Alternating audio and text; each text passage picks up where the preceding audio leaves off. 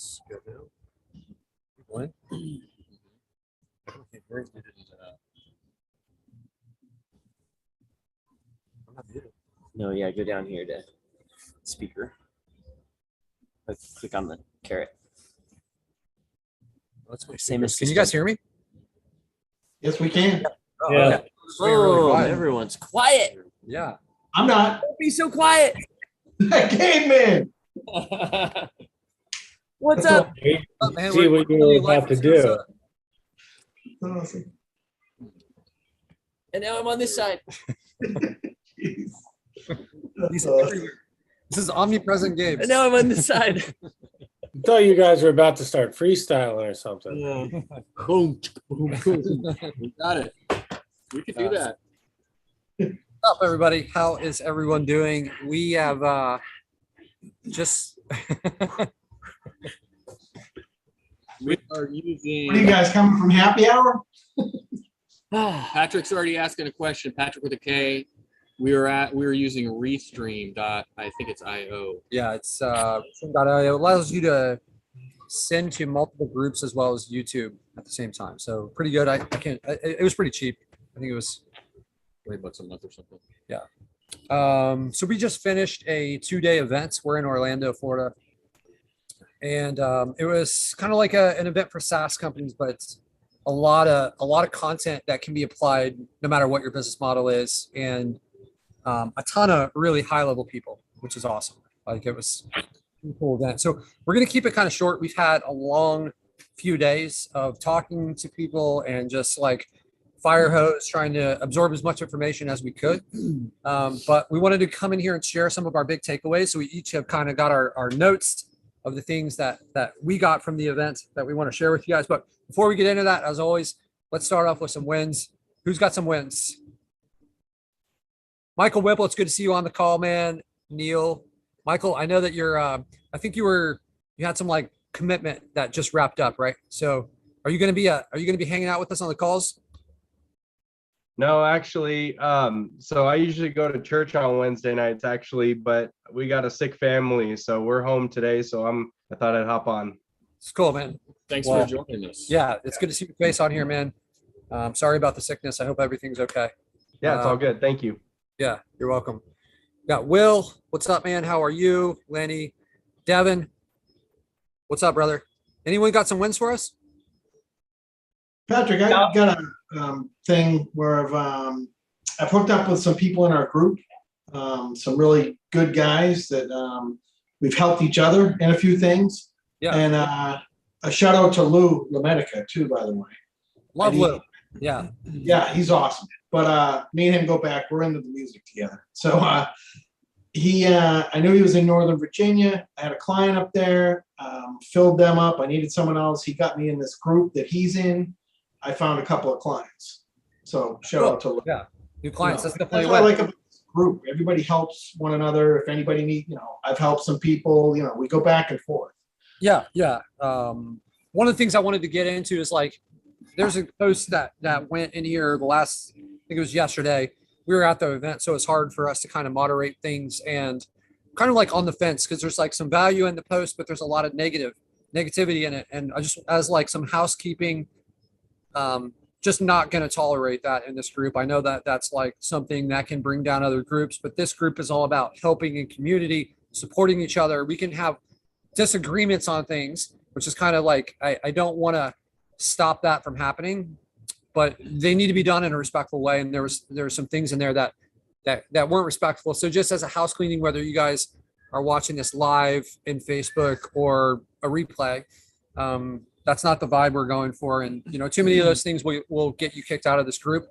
It's really important for me to keep a positive culture in here. So just a little housekeeping for that. There was another post a week ago where I kind of falsely attributed some things to Ryan Osterkamp. He has the one-click influence. I don't have a lot of experience with one-click influence. I think Ryan is an awesome guy. I've never heard anything bad about him. So any of you guys that saw that original post, maybe didn't see my apology for that situation. I just want to clear the air on that. Ryan's a good guy. Okay, cool. Do we have any other wins? Anybody else got any? What do you got, Will? What's up, man? What's up? Good to see you. Yeah, you do. Yeah, I've got a couple wins brewing, but one quick one is just got another pure lead gen client for $1,000 a month. Nice. Awesome. New Super. niche, so I'm excited about the niche and digging into that one a little bit. And then I'd just say a shout out to that rocks, boulders, pebbles, and sand thing that we talked about Oh yeah. at the end of the planning. year. Yeah, that is it's been a great system. It's like easy to implement and it's keeping me on track. So like we talked about quarterly goals. I'm ahead of those already, but that's a Yeah. nice little win to throw in on top of it. That like one of my takeaways from this event is the lady who is the chief marketing officer for Drift.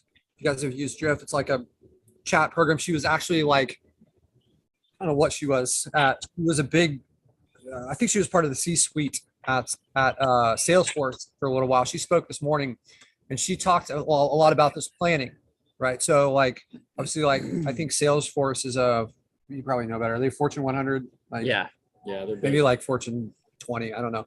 But she was one of the speakers at the event that they were here, and she was going into planning, and that was one of the big takeaways for me. Is she has a dashboard that she looks at every day, and on that dashboard are her like quarterly and 30-day goals. But like the big piece for me that was like she has a pacing metric that she monitors on a daily basis to determine whether they are on pace or off pace. And she gave an example of when they were off pace, and she basically did a daily stand up with everyone on our team for I think it was like 10 days in a row until they course corrected and got back to where they went. So she like it's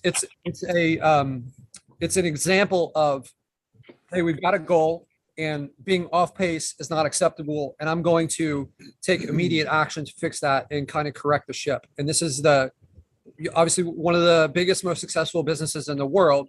One of the leaders of that company is using this. There's no reason with a business that's that complex why we can't be doing that with the types of businesses that we're running. And you guys, this is basic. So like what you're doing, Will, with the rocks and the sands, if you guys didn't see that training, I encourage you guys to go check that out. I think it was the training right before the end of the year, right? Because we were trying to set up our yearly goal, right? So that's something we set our goals, and I didn't have that pacing metric in our business. And this last weekly meeting that I do with my team, it was obvious to me that we need to make some adjustments in how we're running this weekly meeting. And I've been kind of playing with what do we need to change to make this meeting more effective and more efficient. And when she said that they have this pacing metric that tells her whether she is on pace for her 30-day goal, for her 90-day goal, and she looks at it every day. This is exactly what the people in my company should be paying attention to, and I should be paying attention to. If they're going to meet their goals, we need to have this right in front of us, right? They also talked about how Airbnb had their goals on inside the mirrors in the bathroom. They actually have a mirror in front of the urinal, and they had their goals so that as the people are trying to go to the bathroom, their goals are in front of their face. So these are the companies, right? That's kind of like fun and like whatever, but it's serious to these people. And they're like, there has to be a reason why you miss your goal for these companies. And they like one of my big takeaways, the guy who runs this is not for most of you guys, unless you're in the closet running a SaaS company. This is probably not the course for you guys, but the guy who leads this, his name is Dan Martell, brilliant guy. And, some of the people that are his clients are like ClickFunnels and Unbounce and like some of these like huge Time Doctor. Some of these huge companies are his clients. This guy is actually 42 years old, brilliant mind, connected with all these, all these different people.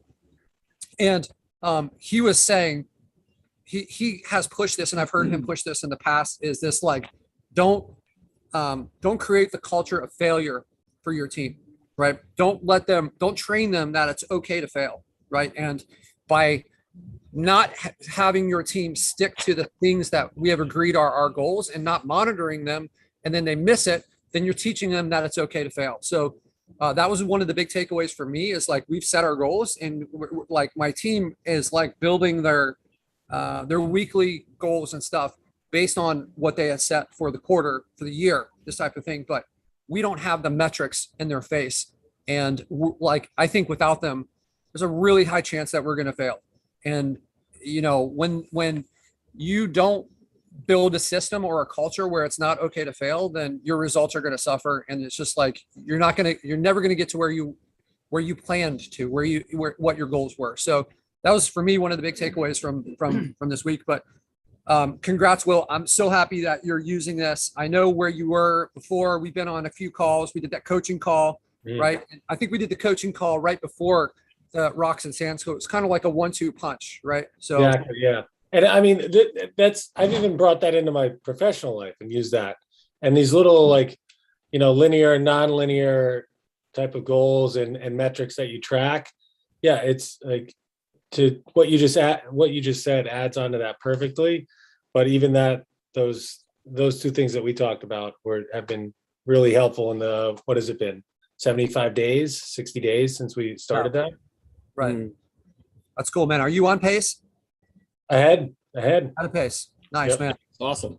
So I want you to, and this goes for anyone that's in the same situation as Will, after you achieve your goals early, I want you to evaluate the goals that you planned, the success that you had with this stuff, and see how, whether you're on pace or off pace, or ahead of pace, how can you be more accurate with this in the future and push yourself further, right? Obviously, these goals are pushing you to get ahead, which is phenomenal. But I really like to see it where it comes down to like maybe like the last week, where it's like you've set such a stretchy goal that it's pushed you outside of your comfort zone to a kind of like a new level that maybe you didn't think you can achieve, right? And maybe you're already there, but when you're ahead of the pace from the beginning, I just want to ensure that you're choosing something that's like stretchy enough, you know, that you're Q2. awesome, There you go. man. Well, congrats on that, Will. That's awesome, dude. That makes me, it's really rewarding to hear someone that's taking what we're doing and run with it and be successful. So super cool, man. Congrats on that. All right. Do we have any other wins? No. All right. What about you guys? Gabe, you got any wins? Got wins. I'm here with you guys. I mean, that's a big win. Whoa. Anytime I get to spend time. Yeah, man. Congrats. Patrick That's and Jeff, phenomenal. Phenomenal. I mean, But what an accomplishment. I would say so. No, I mean, we onboarded a new client on Monday before heading out here to Orlando. So anytime getting in the mix with the new client, that's always a win. A company has done 10 million over the last 5 years. And so we're looking to help them do some more of the millions. Yeah. Super cool. What about wins from these last 2 days of From the event? Yeah. So, you know, if we were to frame up wins in terms of, I think, relationship, anytime you can get in the room with other talented people who are ahead of you, people who are your peers, is incredible. Made a lot of really awesome connections. And then lessons that you learn too. Same thing, Katie Foote, who was the CMO of Drift. Yeah. One of the things she talked about, and we hear this a lot in marketing, but she the way that she it was, I'll share this story and then kind of explain it later. So we hear this idea of like the hero and the villain, right? So as you're out there prospecting and working with prospective small business owners and your prospective clients, we're always told that, hey, we should be making our clients the heroes in our marketing, not ourselves. So whether you're doing like results in advance or you're doing SEO or web design, whatever services you're offering, really your marketing should 100% be revolving around the pains, the aspirations of your ideal client. You need to understand them better than they do. And as it with any good story, there's always a hero and there's always a villain, right? So there's something that you're up against, which I think it's really easy. I'll give you an example. In our space, in the rank and rent space, or in the lead gen space, in the local space, the villain might be Home Advisor. The villain might be other agencies that have given crappy service that have not gotten a return on ad spend for your clients. All of the people that said, oh, I'll get you to the first page of Google and never did, right? It could be whatever the system, industry, unfaced character that is what you were up against when you were on the phone and you're trying to close new deals. And Katie talked about this thing. She was talking about her sales presentations when, when they're going and trying to land these big enterprise deals for Drift, or when she was with Salesforce, she talked about the crack slide. She was like, the crack slide was always super important. And I literally I drew a picture of it. Let's see if you can see it here. So you can see there's a crack down the middle of the slide. It's cracked. And on one side, there is the hero, because I'm the hero. And on the other side, there's the villain. And then Patrick is the crack in the middle.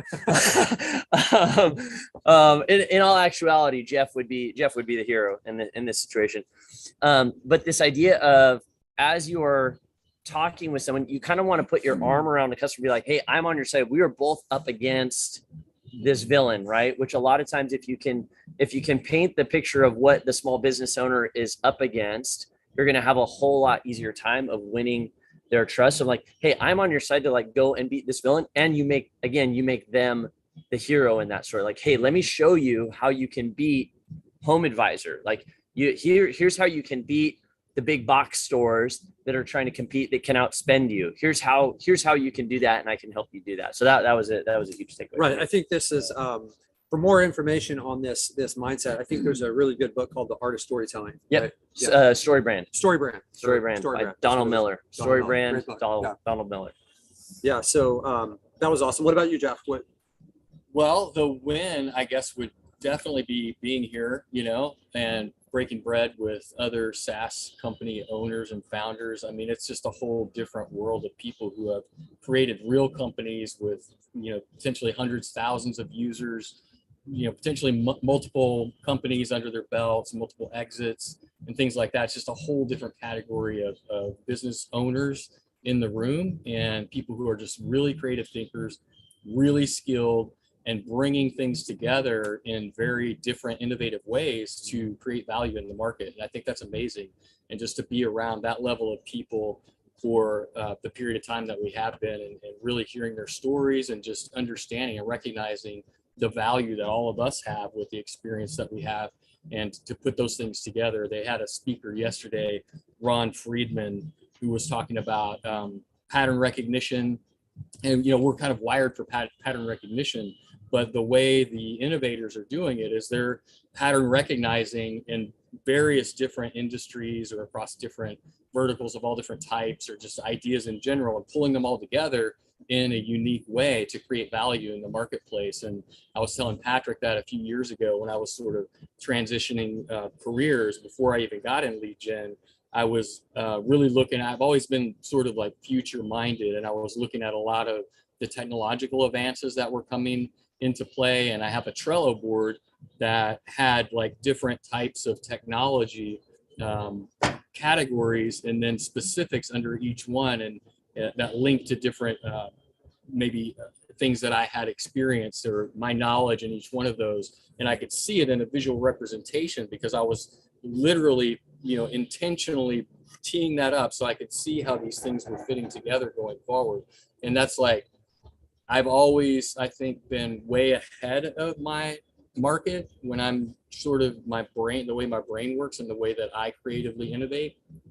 So lead gen sort of anchors it in, where I have to be present, I have to deliver today, which is amazing that I have all those skill sets that I've developed. But the idea is to bring these things together: technologies, ideas, people, relationships. I didn't even have those different categories together. I was just focusing solely on the technology, but bringing them all together in a way that you can create value in the market. I think it's amazing. It was just another sort of insight into things that I've done right, and things that I've done, I guess wrong, if you will, in my past, but bringing it together in a new way, and sort of reinvigorating that idea of how to bring these different things that together in a new way.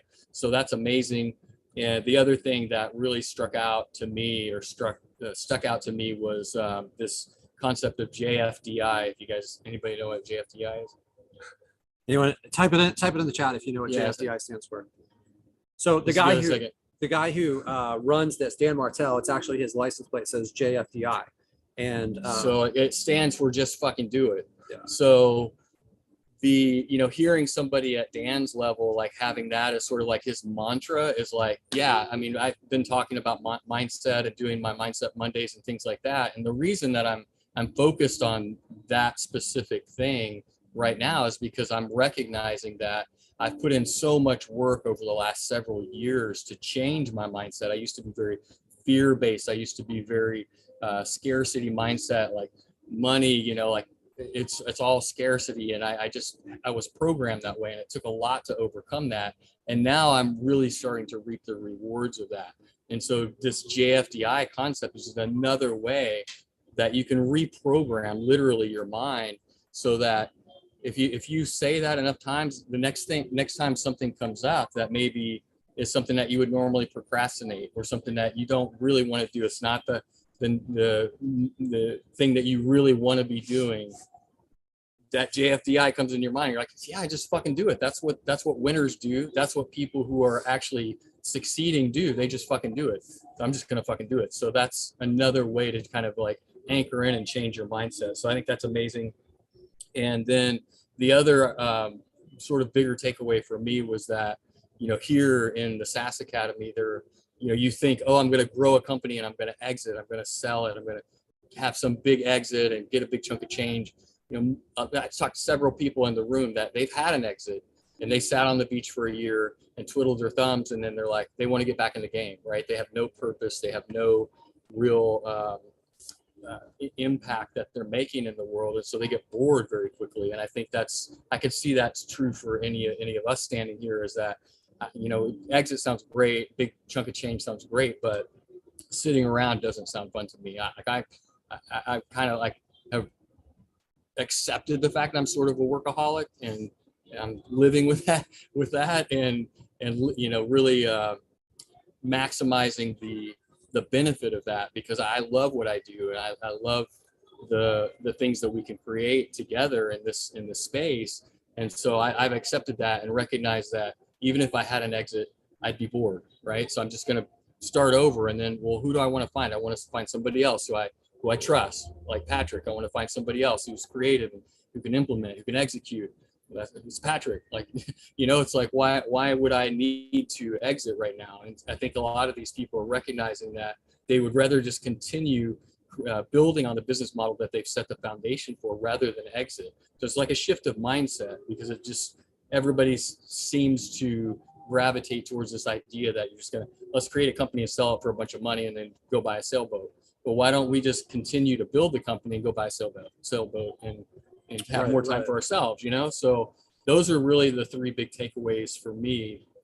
And again, just being here in this space, in this energy, with a room full, I think there were 200 people, Gabe? Yeah, probably a couple hundred people who are all founders, a lot of them multiple founders. It's a whole different category of people. So really excited about what we learned here and what we got to experience, and all the relationships, like Gabe said, just amazing. So, yeah, the relationships were the most exciting. You forgot a big win in your personal life. So talk about JFDI. Right. You want to share that?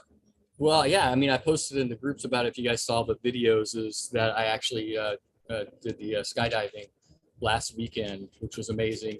And it was a long time coming. I met somebody about a year ago who was skydiving, and when COVID hit, he had some time on his hands, so he went big into it, and now he's doing competitive skydiving, like doing formations and all this crazy stuff.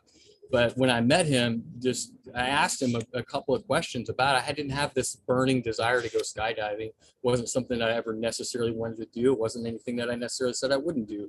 But the way he approached it was really very much about personal development, mindset, about how expansive it can be to go and test yourself in that way. And so I just tuned into that, and I was like, one day I'm going to skydive with you.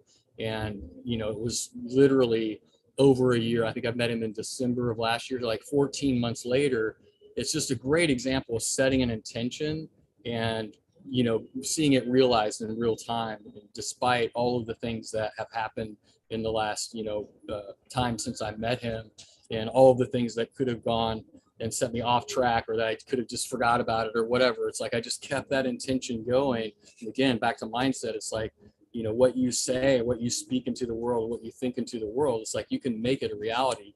And next thing I know, I'm flying to Florida because we had the opportunity. I knew I was going to be here at this event. The logistics made sense. Next thing I know, I'm staying at this guy's house and going and skydiving with him. It was amazing.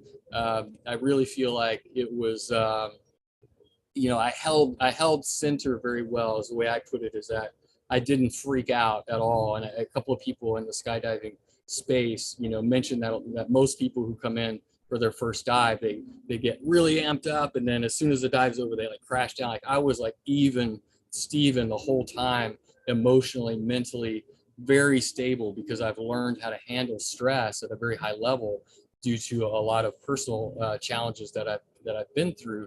But this was a real test of doing something that most people frame as, oh, this is scary, this is dangerous, you know, you could die, all these different things, right? I just didn't let any of that get into my head. And I didn't grow up playing competitive sports or anything like Patrick did. I don't know if Gabe did, but I didn't get that when I was younger. And so just to be able to go through that process and do something that was, you know, very challenging for me from some angles, but it didn't throw me off course. It didn't spin me out in any way. That's a new thing that, you know, has given me a whole nother level of confidence that I'll be able to bring into my business life, be able to bring into my personal life in new ways. And I just definitely see the value of it. If you approach these things in these ways, and very mindfully, very intentionally, you can definitely grow and learn from it in ways that you can't even imagine. So I encourage you all to kind of like face, I was challenged to sort of face something that's a scary thing in your life. And I knew I wanted to do it anyway. And I just executed, took the step, and here I am, you know? So pretty awesome. Super cool. Super cool. Yeah. I'm calling you Steven from now on. Oh yeah. Steven. Even Steven. Even Steven. Steven. Yeah. So the JFDI stuff. So Dan actually expanded on that quite a bit during the talks, and he was talking about like it was like the level of certainty he had, where like just taking action. He's like, I guarantee you, if you take action, you're going to be miles ahead of the person that sits there and analyzes things. The course corrections you can do by doing a trial run, right? Sorry, we're outside. There's an airplane flying over, helicopter or something. So I think that's a mistake that I see that's common with so many of you guys. We're trying to analyze everything and, you know, try to get everything perfect. And I can guarantee you, no matter how much time you spend trying to analyze a market, make the perfect website, perfect content, perfect backlink, whatever it is you're trying to make perfect, it's not going to be perfect. You're going to make mistakes. So like He says it's okay to have a shitty first draft. I like that. I like that line. Yeah. That was super cool. So the guy who spoke, Kevin Friedman, he's a Ron Friedman, best-selling author. The book that he's written, a few books. One of them is called Decode Greatness. I took away a ton from that. Yeah. So some of this stuff I got reverse outlining. Yeah. So That was solid. some of this stuff I have on here is like, first thing is to become a collector of things. Like start collecting the things that you want to master. So for me, like I'm really focused on this software and how to make the software better for all the users. And So I want to interrupt you real quick. I'm just curious, like those on the Zoom, show of hands, do any of you like have a swipe file? All right, Neil's got a swipe file, Devin. Okay, cool. Like some of you guys have a swipe file. Okay, cool. Yeah, because the collecting thing is huge. Yeah, so you right? could be collecting all the swipe files, right? Mhm. So that's the first thing, is to collect the thing that you're trying to improve, right? So for me right now, I'm signing up for all kinds of different software, right? I like software that is in our neighborhood, right? And looking at how they're doing things. And I didn't know to do this when I started. I just kind of like built things based on how I thought that they should be used. And there was like complicated situations that we got ourselves into that there's other models out there that have already like been proven and better. So like collecting things, right? The second thing is like reverse outlines. To expand on that just a little bit, Patrick, when he was talking about collecting things, he gave several examples of like artists and musicians and things like that that were known collectors of the art that they were trying to create. So the idea was that you can take other people's ideas, and they kind of harped on like R&D is like rob and duplicate.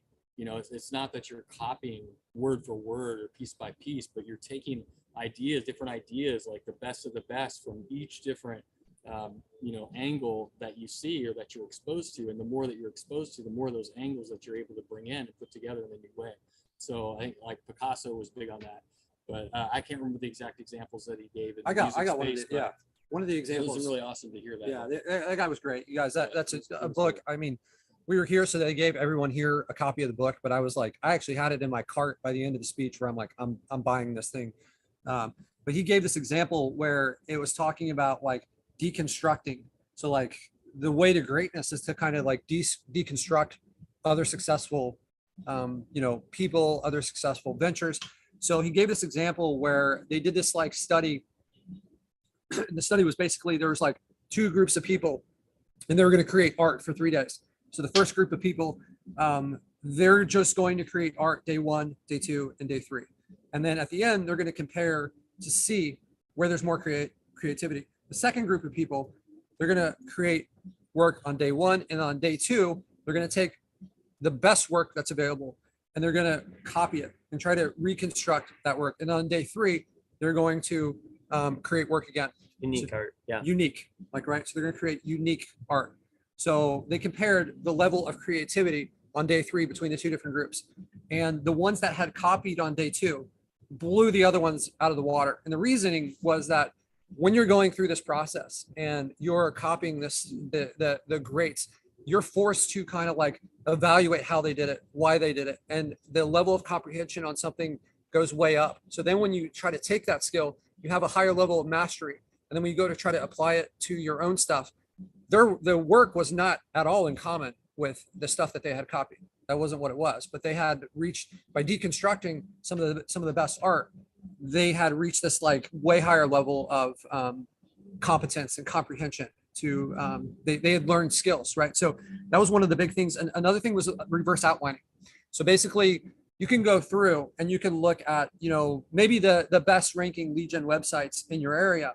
And maybe you go into, maybe you choose the best from a bunch of different areas and you're going to kind of outline what they're doing. What do they have in common, right? So he gave us a news article and there's like a format and he went through several different stories, right? I think he used like Annie and then he used like Star Wars and Harry Potter, right? The pattern that exists where it's like an orphan and like all these different things. So they're following the same pattern, right? And one of the things is like, if the pattern becomes too repeated, then it's like, it's not going to be as successful, but we're a long way from that, especially in this space that we're in. So being able to go and kind of look at some of these people that are doing things really, really well and form an outline of what they're doing well. Maybe if any of you guys are running like a Facebook ad and you see like a company that's spending a lot of money on Facebook, you're seeing these ads often, then you could deconstruct that, find out what they're doing. So it's called a reverse outline where you're outlining after it happens. And like, what are the major things? What's the pattern that exists? And then how do we recreate something like that that's good for us? And this doesn't need to be something that has to be like so industry specific, right? So if you see something that's working, like why is it working? Understanding that. So that's kind of the pathway to greatness. Another thing is to unlock the key metrics, right? So he was going through and he was comparing like Apple's website with Samsung's website. And Apple has this like beautiful website. It's like known as this like industry leader for its like design and style and all this stuff. So he went through and he had metrics for like, how many banners are there? How many of their banners are there here? How many of their banners are there on Samsung? How many buttons? How many calls to action? All these different, how many prices? So he came through and he just like compared those two different things, right? So that was a way for him to kind of like deconstruct this stuff. So I thought that was like super cool. He made it, scientific on how he did it. Do you guys have any more takeaways from that guy? No, yeah. I mean, I think the reverse outlining was so huge because I think everybody that's on this call right now is doing that in some format where we're taught to go find inspiration to model what's working. We're already doing research on our competitors to see what we need to do in order to beat our competitors, right? But really took it a step further to where you're not just seeing like what they're doing, like how many backlinks they have or how many words they have on their page, but going a step below to like, what is actually the structure beneath this strategy that is causing this site to win or this page to win or this story to win. The pattern thing is so interesting. I took a screenwriting class in college and we read this book called Story by Robert McKee. and he unpacks all these famous screenplays, Rocky, like we were talking about, Top Gun, one of my favorite all time, cinematic masterpiece, Top Gun. But you look at a lot of classics, The Godfather, any of these movies, and almost all of them followed the exact same formula in terms of, if you looked at the actual script, it was like page 54 was always where the hero like met like a hill he couldn't overcome. Like that's when Rocky gets knocked down for the first time or gets beat, right? That's when the hero hits that kind of like pit of despair. And so again, there are these patterns where you could literally look at these different screenplays, look at them side by side. So you're not just looking at one, you're looking at, in our space, maybe you're looking at a bunch of different sites collectively, and you're going, yeah, I know what I need to do to beat this one site with this one niche. But when you look at it as more of a pool, you'll start to notice the patterns of like, oh, okay, here's where, these sites tend to focus on, 3 to 4 very specific services. Their homepage might include things around team. There's all the ones that seem to be doing the best have photos of people where you can see the whites of their eyes and they're looking in the camera versus stock photos of like on-site stuff or whatever. Who knows what the patterns are? And then sometimes you're going to find stuff that bucks the trends, and then you're going to have to figure out, okay, well, why is this one? This website has no content on the homepage and it's ranking number 1 and it looks like a POS. Like what is actually happening here? And that's why I think a lot of times our initial, we're going to look at a thing, we're going to try to reverse engineer it. It doesn't fit into our model of what we had previously said would be the thing that would work, that like, oh, it has to have so many words and it has to have so many backlinks. And because it doesn't fit that model, but we're like, but it's still number 1, we disregard it. And I would say that's actually very much the thing that you should regard, that you should look at and go, this does not fit my pattern, but it is working. This is the greatest opportunity to learn, because when they fit the pattern, you're not learning. And I think beyond this like deconstruction of greatness, this whole storytelling thing is phenomenal for sales. It's like, if you guys shouldn't be selling based solely on numbers. He mentioned this, and I haven't had the chance to watch this yet, but he mentioned that the best TED Talk, the most popular TED Talk that's ever come out is this Sir Ken Robinson. So he deconstructed this on why it was so great. This was like something with the education system, right? And like how it is. So he was pitching this like education system, and he used no stats. It was all stories, right? So the most engaged TED Talk had more stories than a lot of the other ones, and the way that he told them. So he deconstructed that. So when you guys are going to try to sell someone, if you want to really grab them, the story matters. That's where I've got a good story on that. Does anybody know who Perry Belcher is? Yes, no. Yeah, okay. Harry knows Perry Belcher. Okay. So Perry Belcher, co-founder, a digital marketer, insanely talented marketer, especially in like the survival space, the e-commerce space. Had the pleasure of doing some deals with him, and we were talking, and Perry is a fantastic storyteller, and we're having this conversation. He was actually talking about a what do you call it? Like a study, a test, whatever you want to call it, where they gathered all these items, these like piece of crap items from a garage sale, swap meet, whatever, random rubber duck, old doll, just like think of like whatever you would get at a garage sale, just somebody else's trash. They purchased it. They went ahead and put it up on Craigslist for sale, and they did a split test down the middle. On one half of the items, they just gave the description of what the item was. This is a rubber duck. It's in great condition, just like new, made in 1978. It's vintage, whatever. It has this special logo on it. The other half, they actually told a story about it. They're like, this was my great grandmother's rubber duck. She came to Oregon on a wagon train, and she brought this duck with her. And now my baby has had this rubber duck, and it's special to us. Tell me what crazy thing I need to do to get one. Try out the hoodies. Yeah, or the rubber duck. The prices that they got for these comparable items, because all these items were within the same price range, you know, like $5 to $10.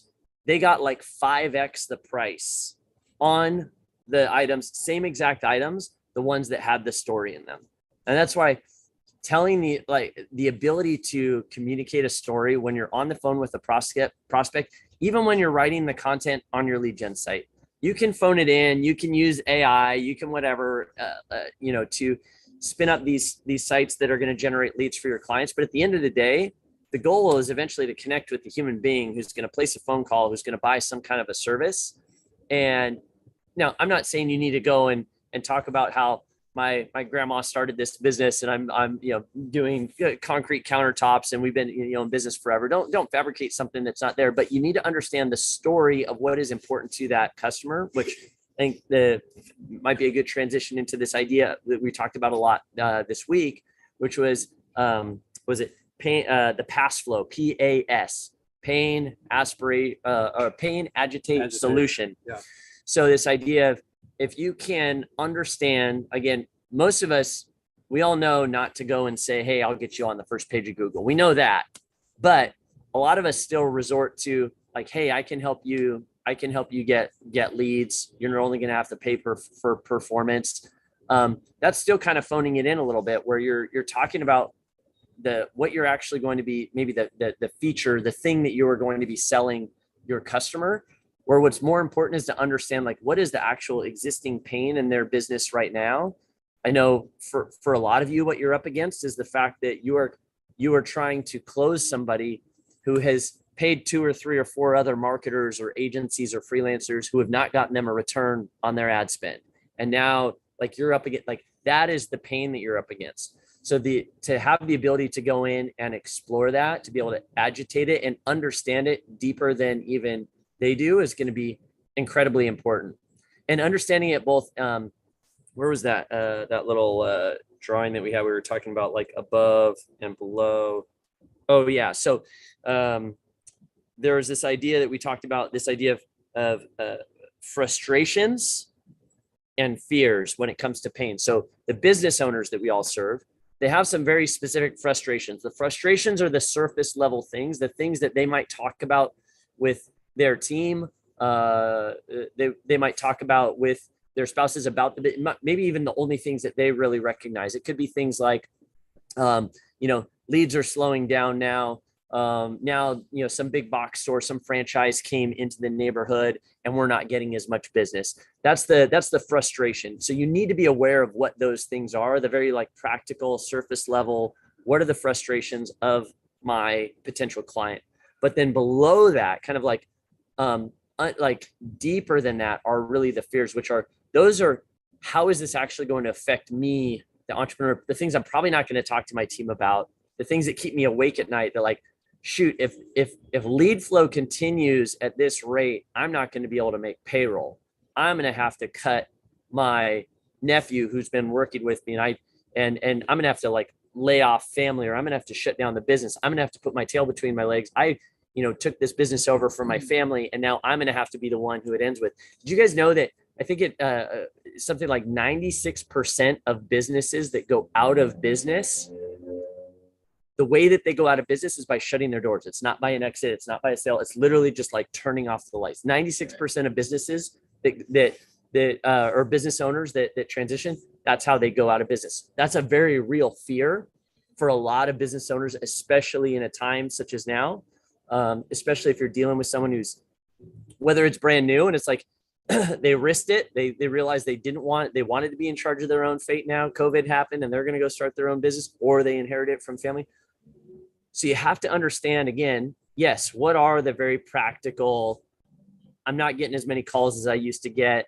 I'm having a hard time finding labor to do the jobs that I want to do, whatever that is. But then beneath that, like, what's actually there? And the best way to do that is having conversations with clients. That's why I love the Make a list. Make a list. And one of the things that are top of mind. Yeah. One of the things they push throughout this, what was like the common theme, is that the customer is the source of truth, right?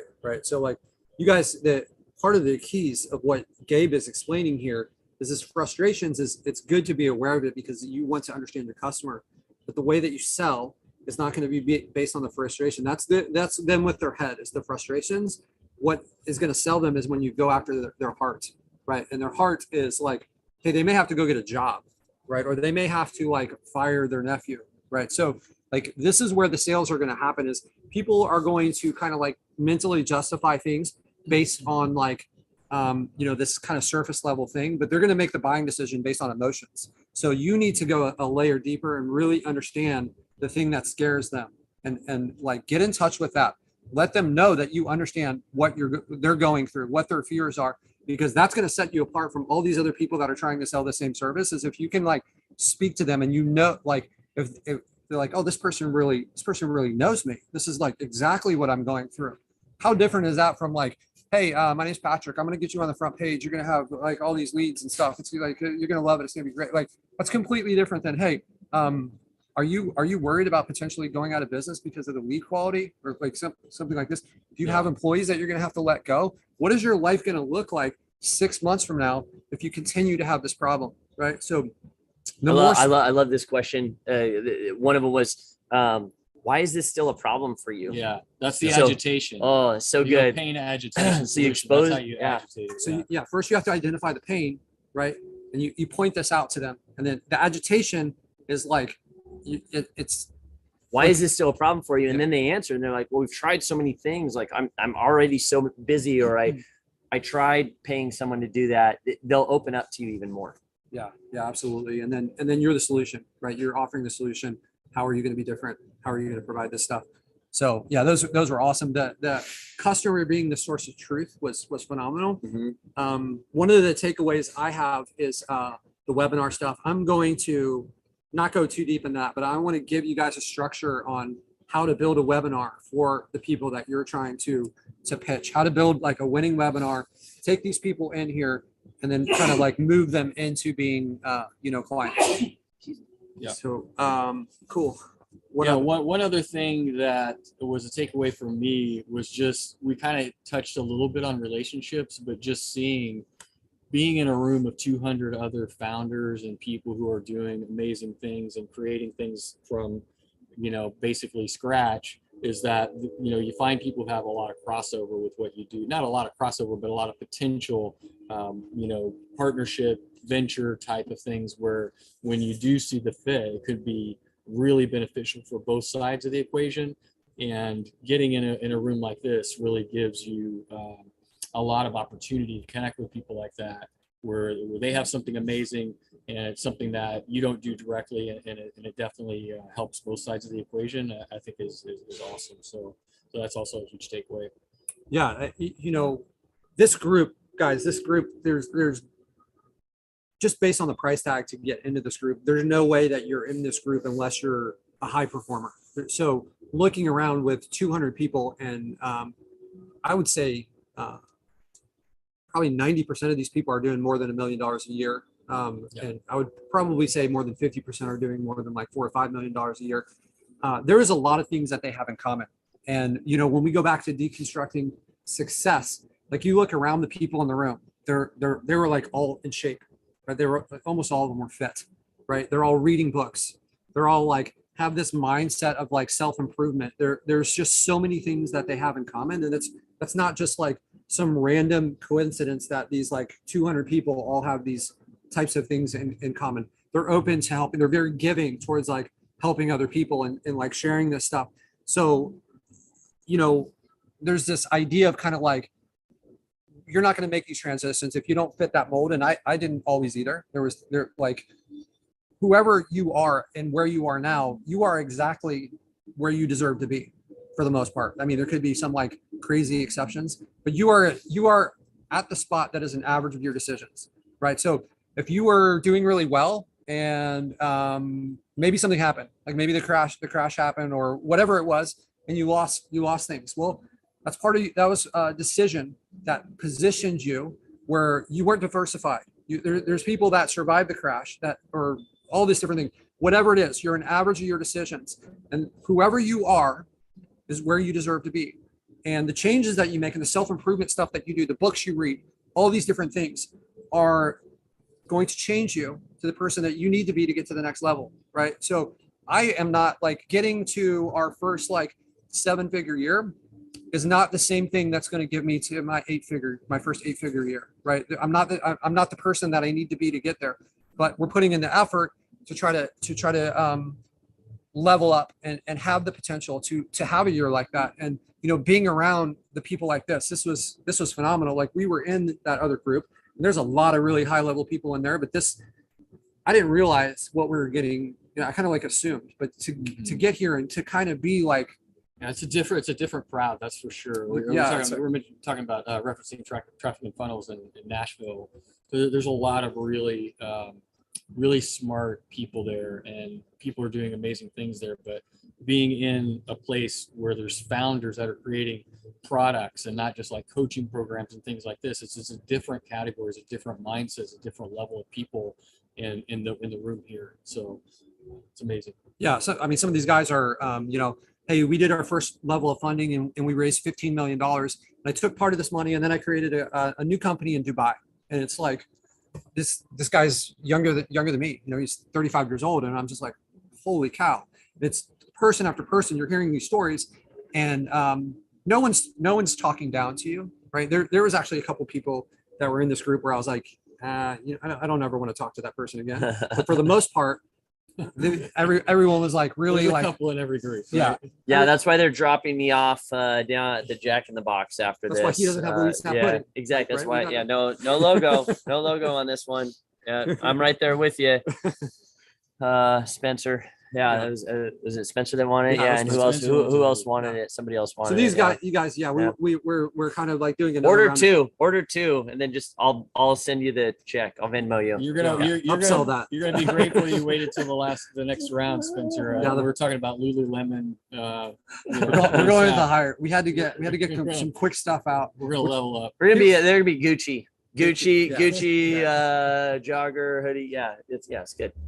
So one of the cool wins is like we sponsored the Traffic and Conversion Summit in San Diego in September, and then one of the founders here who runs what's it called Tube Sift. He like a Tube Sift? yeah, Yeah. YouTube. He's got And 2,000 video users. ad vault. Yeah, really cool guy. But he actually recognized us from like he's like, hey, did you guys sponsor this conference? Which was like for us. I mean, that was awesome because like we had an amazing time at the conference, but to actually be getting like brand recognition from a complete stranger in the digital market, I mean, that was pretty awesome. That was kind of like a win for us for the first time we really like run into somebody else that isn't that knows our brand now. Just it's kind of a cool first thing to happen. All right, guys. So we were going to keep this short. This was we were talking about a 10-15 minute deal. Yeah, we get excited about this stuff. We and do. it's like- It's good stuff. It's good. Phenomenal event. Yusuf on Facebook says he's down for the webinar stuff. Yeah, So, we're that'd be gonna fun. make that into a Break it training. down, yeah. Yeah, we've learned a lot about like training, like a lot of this stuff of how I've been training you guys is like I don't have like decades of experience teaching people this stuff. I've kind of like done my best to put together you know an effective way, but some of the stuff we went through today or over the last couple of days has been a lot more effective model to kind of like teach people things. So I'm excited to distill some of the stuff and give you guys more effective training for the future and have it be kind of more structured and organized with still like some of the free flow. But so that's another big takeaway. There's so much, it's hard to like, I'm still kind of like processing all the things that we've gone through. The relationships for me are the most exciting, It is exciting to be in a room with like-mind founders of companies like LeadSnap, like a SaaS company. It is exciting to be around more people with that kind of mindset.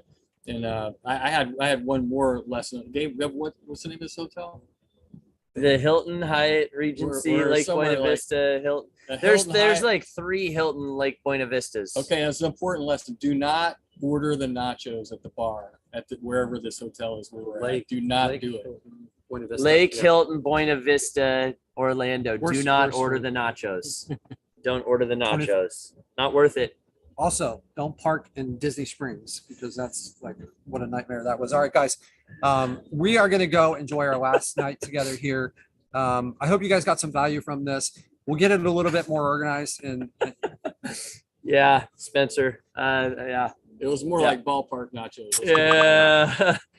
All right, guys. So we're going to sign off here. I hope you guys got some value from this. And one of the things, like, create these opportunities for yourself. I know that I would not be here without the friendships that I have made along the way. This is what happens to Gabe when you take him on vacation, right? It's like I didn't have a chance to walk Gabe today, so I'm gonna run him around the building a little bit and wear him out. And luckily, we got him his own room though, so we don't have to deal with this stuff at night. All